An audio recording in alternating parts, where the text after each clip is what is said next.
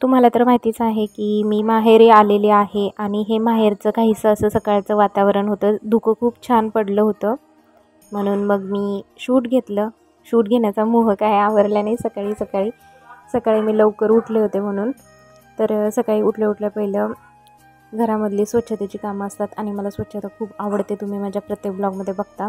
त्यामुळे घरामध्ये अंथरुण वगैरे काढले आणि त्याच्यानंतर मग घरामध्ये झाडू मारायला घेतला.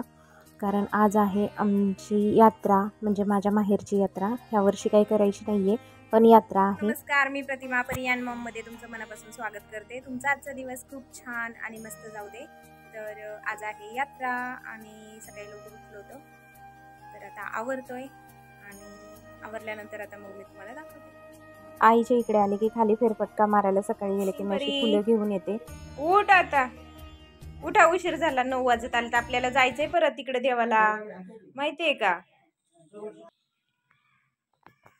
तर आता छान देवपूजा करते. मस्त झाली, फुलं भारी दिसते. अगरबत्ती लावायची ना अजून. आईची लक्ष्मी बघा, दाखव ग, कसली नाजूक आहे. पिंड किती छान दिसते बघ. बुधवार आहे ना. बुधवारची रांगोळी काढ. चला आता इकडं देवाला नैवेद्य करायचं चालू आहे. परीची अजून आंघोळ राहिली, कपडे धुवायचे, मग आवरून जाणार आहे. तर मी आता छान अशी रेडी झाली आहे. परी पण आता रेडी होतीये. आईचं पण अजून आवरायचं आहे आणि त्याच्यानंतर मग आम्ही निघणार आहे. तिथे गेल्यानंतर मग मला मी घातली एकदम साधी सिंपल साडी आणि आई बघायची का किती छान तयार झाली आहे. मला अशी म्हणते पण नाही की घाल तू इरकल म्हणून. बघा किती छान दिसती. चला आता निघालोय आम्ही. आता देवापाशी गेल्यावरती मग तुम्हाला दाखवते आणि तुम्हाला पण दर्शन देते.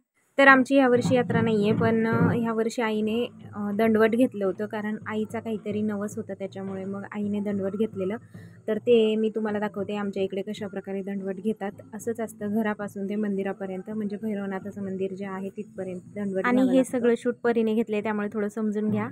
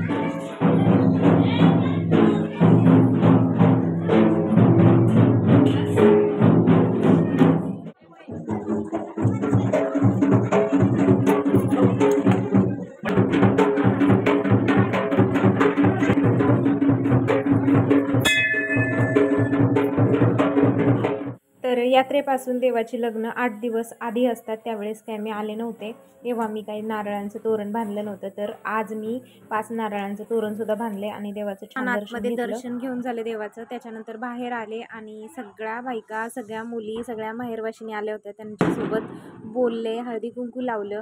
सगळ्यांशी बोलल्यावरती खूप छान वाटलं. लहानपणीच्या मैत्रिणी पण भेटल्या. काय म्हणली अक्षदा? खाली सोड बाळा, आजचे दिवस राहू. इथे ये ना, अशी दिसत नाही. कॅमेऱ्यात ये ना, खाली ना. हा बोल आता, काय म्हणत होती? आजच्या दिवस राहू. मला उद्या जायचंय, परीची शाळा आहे. मग मी कसं राहू? पहाटे जावं मग. पहाटे रेल्वे पाहिजे ना, गाडी पाहिजे ना पहाटे. बघू आता काय होतंय. तर आत्ताच देवाच्या पाया पडून आलो आणि आताच मी घरी पोहोचलोय सगळे.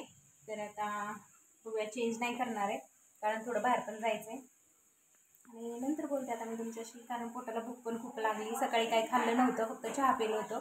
चहा पिऊनच देवाच्या दर्शनाला गेलो होतो.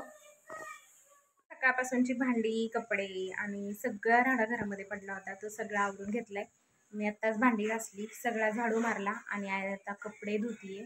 तर ते आता मी सुकायला घालणार आहे. त्याच्यानंतर मग मटण पण बनवायचं आहे आणि मटणची रेसिपी मम्मी कशी बनवते हे मी तुमच्यासोबत मटण जास्त काय बनवायचं नव्हतं कारण घरातले बाकीचे सगळे बाहेर जेवायला जाणार होते. बाहेर म्हणजे यात्रेचं कुणाचं नाही कुणाचं आमंत्रण असतं त्याच्यामुळे तिकडे जाणार होते.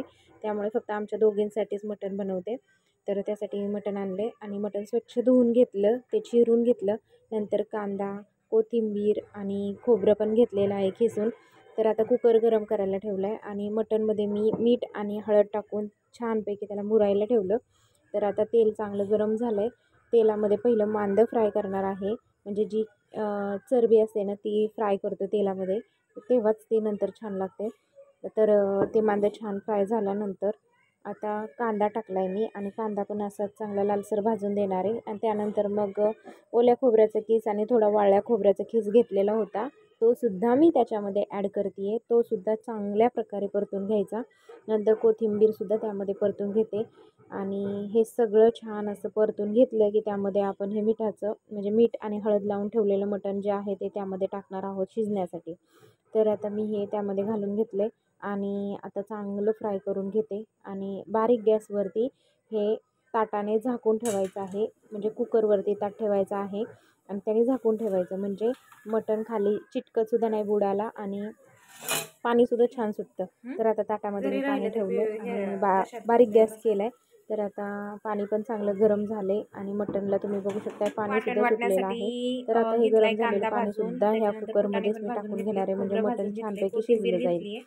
तर ह्याच्या आता मी जवळजवळ 3 ते 4 शिट्ट्या काढून घेणार आहे कारण मटण शिजायला थोडाफार वेळ लागतो. घेतलंय मी आणि आता फोडणी घालणार आहे. मटण शिजलंय का त्याच्या अगोदर आपण कुकर खोलून बघूया. तर आता कुकर थंड झाला आहे आणि मटण पण छान शिजलं आहे आणि आता फोडणी घालणार आहे. तर आता पातेलं गरम करायला ठेवलं आहे. पातेलं गरम झाल्यानंतर त्यामध्ये मी 2 पळी तेल घातलेलं आहे. घरी बनवलेला मसाला घातलेला आहे आणि मटण मसाला घातला आहे. त्याच्यानंतर छान तो परतून देणार आहे आणि नंतर मग जे वाटण केले ना ते वाटण पण त्यामध्ये परतून घेणार आहे. एकदम छान खरपूस जेवढं वाटण आपण छान परतून घेऊ ना तेवढी टेस्ट छान लागते. आणि वाटण खाली करपू नये म्हणून त्यामध्ये जो मिठाचा रस असतो तो थोडा थोडा टाकायचा म्हणजे वाटण करपत पण नाही आणि तरी पण छान येते. तर आता जे मिठाचं मटण शिजवलेलं होतं ते पण त्यामध्ये ॲड केलं, मीठ ॲड केलं आणि छान अशी उकळी फुटून आता बघू शकता तरी छान आली. तुम्हाला कसा वाटला हे सांगायला अजिबात विसरू नका. लाईक करा, शेअर करा, कमेंट्स करा आणि सबस्क्राईब करा. भेटूया अशाच नवीन ब्लॉगमध्ये. तोपर्यंत बाय बाय.